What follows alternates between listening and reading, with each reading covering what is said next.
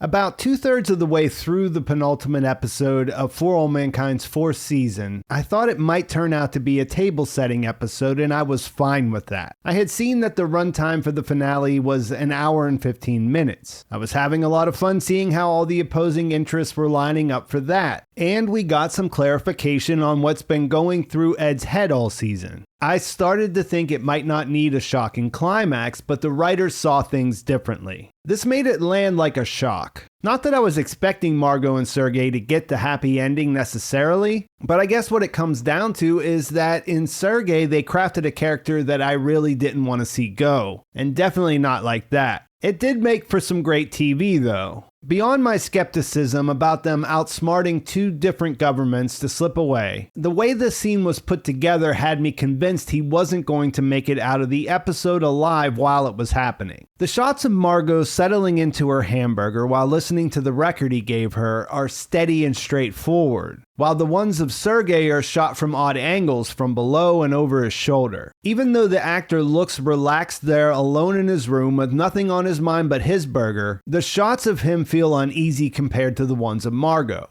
It set off alarm bells, and then they made the choice to stretch it out so that we could see the different beats as she settled into the idea of running away to Brazil, while absolutely savoring her ketchup burger. And they did that for so long I started to think it was a fake out right up until the moment that the bullet stopped him from taking his first bite.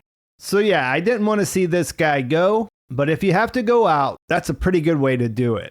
It's been about a month since the last episode, and we start out in the sub-basement where Dev and his team are starting to worry because there's only 48 hours left for Sam to switch out the discriminator boxes. We saw how difficult that would be at the end of the last episode, and I like that they set this up in a way that they can't communicate with each other at all. They've got everything riding on her coming through, but they just have to wait because it's completely out of their hands. They use a really cool zero-gravity shot to show that her plan is to sabotage the box rather than try to switch it out in front of so many people. It works, the box is fried, and they realize they have to switch it out, and Sam volunteers to be the one to go and get it. She's able to make the switch, and things are looking pretty good for Team Dev.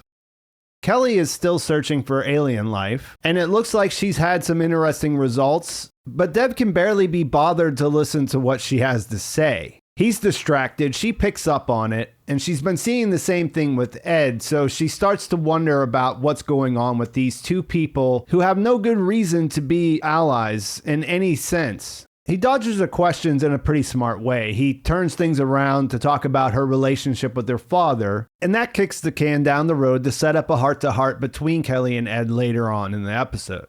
I suppose part of the reason why they showed us how cut off from everything Shadow Ops is was so that they would need to go to North Korea for help. Actually, they go to Lee specifically, and they tell him they need to use their surveillance cameras. It's not a very big surprise that the Koreans have been spying on Happy Valley, and they are able to talk Lee into letting them intercept their feed so that they can see everything, including OpsCom. And once they check again to see that they can now communicate with the discriminator, they're in pretty good shape. Unfortunately, they did a pretty lousy job of concealing their device in the North Korean space. And after his screen starts to glitch out a little bit, Commander Cho wants to find out what's going on, and he finds the device. They go right over to Commander Poole and tell her what they found for a pretty hilarious interaction where she tries to get them to admit that they've been spying on the base, while they want her to fix something that they won't even admit exists. As you might expect, she's pretty busy with the asteroid capture mission, so she tries to put it off, but she does agree to look into where the device came from because it has a serial number on it. Miles's name also comes up in this interaction, and that puts him on her radar. She sends a video message to Eli, and we found out that her investigation turned up a lot. They basically found out about all the stolen items from Phoenix that they used for Shadow Ops.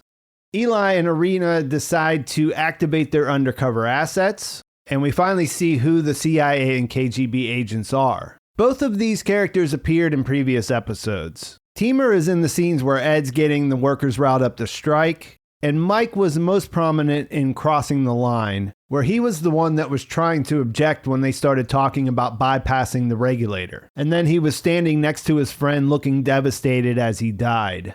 Dani is more than happy to send them out to try to get things in order, and they tell her they'll start an investigation to see what's happening. And she does bring up Miles specifically, who they're already aware of. Later they do bring him in for an interrogation where he plays it cool. He pretty much has answers for all their questions, but after some time of continued stonewalling, they decide to start beating the hell out of him. They don't break him before this episode's over, but with this short period of time they have to work with, this could get pretty ugly.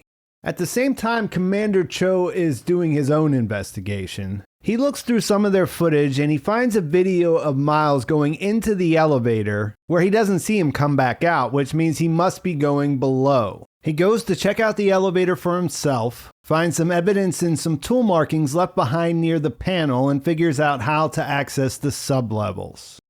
On Earth, Eli is also worried about the time frame for when the iridium will start flowing in, which means that Aleida and Margo will have to work together to figure out how to speed things up. Margo tries to get Aleida to pass a question to Sergei, which is something she's been asking her to do a lot lately, and Aleida puts her foot down. When pressed because they do need his expertise, she insists that they meet at her house instead to speed up the process. They go through with the meeting, and this is where I started to wonder how incompetent I can imagine the people who are watching Margo could be. I thought her slipping them in the previous episode was a bit much, and of course here we see that it turns out they aren't that incompetent. And this lovely little reunion where Sergei repeats his Soyuz Apollo line from all those years ago will turn out to be the last time they'll see each other. They don't know that. And he does come through with a pretty good plan for getting them out of their predicament. He knows someone with pull in the Brazilian space program, and they would be thrilled to let these two turn it into a major power in space.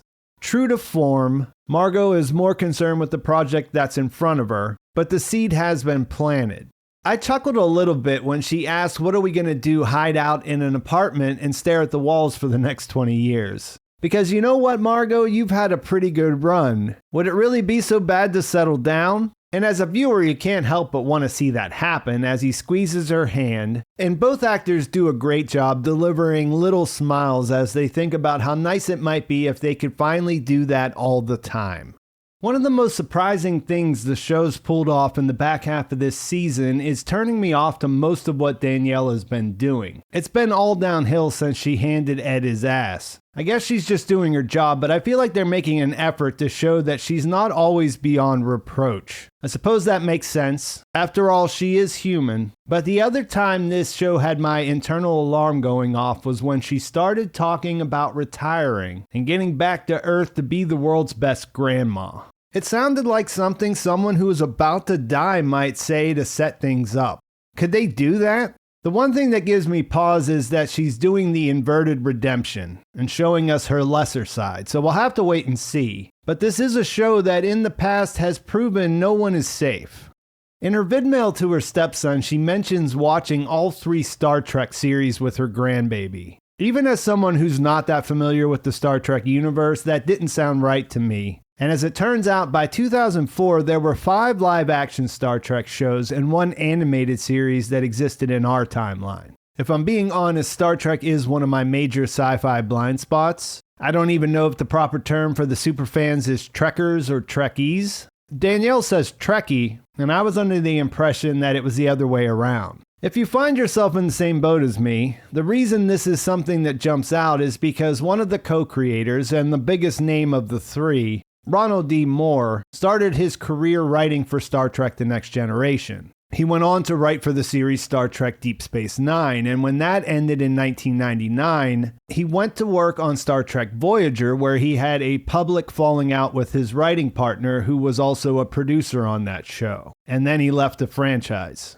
With just that information, I would have guessed that in the For All Mankind timeline, the series were the original series, The Next Generation, and Deep Space Nine. But when I went looking into this online, I found out that Ronald Moore had mentioned in interviews that a canceled project that would have been a continuation of the original series, called Phase 2, actually happened in the show's timeline. So this detail is pretty much where I get off the train. Long story short, the Star Trek universe developed on an alternate path in the show's history. The final heartfelt moment this episode delivers is Ed coming clean to Kelly. Weirdly, this did not seem like it was setting up his end, and it did fill in the blanks for many of the questions I had about his motivations. I think all of what he says makes sense for the character. He feels like he's making something that will be a lasting legacy on Mars and fears growing old and losing his faculties alone in a nursing home on Earth. They get extra points in that he doesn't tell her the truth about what she's asking about when it comes to the comms equipment, and is almost doing this as a tactic to distract her. But he delivers a sincere apology for not being there for her and her son, and says that he couldn't do it sooner because he was afraid she'd think he was crazy.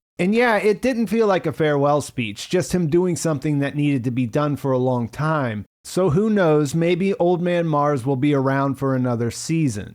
His efforts with Dev to steal Goldilocks got what might turn out to be a major setback when Cho discovered ghost comms. There are a couple of things in the way this comes together that I really liked. One, because of the inherent paranoia between North Korea and the rest of the M7, Cho is 100% down there by himself. The second is they don't give the actor who plays Lee all that much to do in the role, but he really delivered in this scene. The look on his face after he hits Cho with the flashlight was perfect. Because I imagine when you hit someone with one of those big mag lights, you're mostly worried that you're gonna kill them. So when it doesn't even knock them out, you're not standing there with the plan B. They do fight, and Lee comes out on top, putting Cho to sleep with the chokehold, but I have no idea where things go from there. He could be dead, but it's hard to imagine how they might cover that up. So I was left with the impression that he was just unconscious and will eventually wake up to be a problem. And the episode ends with confirmation that there will be no fresh start in Brazil because Sergei will not be waking up at the beginning of the finale. I know I've already talked about it, but it's just that good. Margo coming in and putting on Duke Ellington and getting out the ketchup. Sergei with his bag of Mickey D's and just a wholesome bit of two star-crossed lovers totally in sync with each other. Initially, I thought they might just make him disappear so that she'd be worried about him, and that would be hanging over the finale. But his assassin takes the extra step in doing him dirty by making it look like a suicide, so now what?